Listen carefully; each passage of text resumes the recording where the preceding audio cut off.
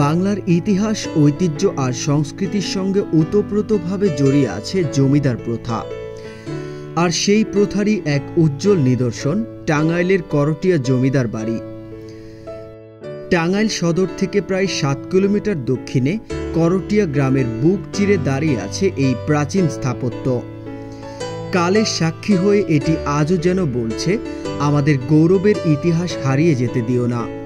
করটিয়ার জমিদার ছিলেন দয়ানন্দ চন্দ্র রায়। 18 শতকের দিকে তিনি এখানে জমিদারির সূচনা করেন। তার বংশধররা ছিলেন শিক্ষা অনুরাগী ও সমাজসেবী।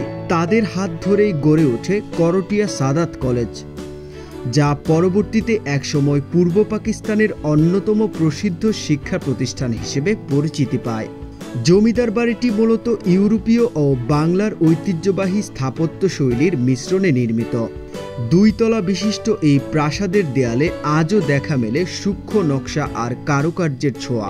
দীর্ঘ বারান্দা, খিলান আকৃতির দরজা, উঁচু জানালা আর প্রশস্ত আঙিনা, সব মিলিয়ে এক অনন্য সৌন্দর্য। একসময় এখানে ছিল অতিথিশালা, নাচঘর, মন্দির ও প্রশাসনিক ভবন।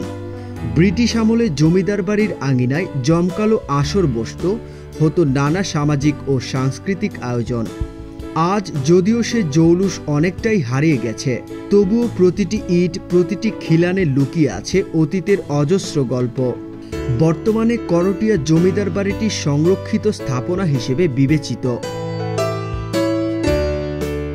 প্রতিদিন অসংখ্য ইতিহাসপ্রেমী, গবেষক ও পর্যটক ভিড় জমায় এখানে। তারা খুঁজে ফেরে সেই হারানো সময়ের স্পন্দন, যখন জমিদার প্রথা শুধু শাসন নয়, ছিল সংস্কৃতি ও সামাজিক নেতৃত্বের প্রতীক। এই ভিডিওর মাধ্যমে আমরা খুঁজেছি সেই হারানো ঐতিহ্যের ছোঁয়া। একটি আহ্বান জানাতে চেয়েছি, যেন আমরা সংরক্ষণ করি আমাদের শেকড়, কারণ ঐতিহ্য হারালে হারিয়ে যায় পরিচয়ও।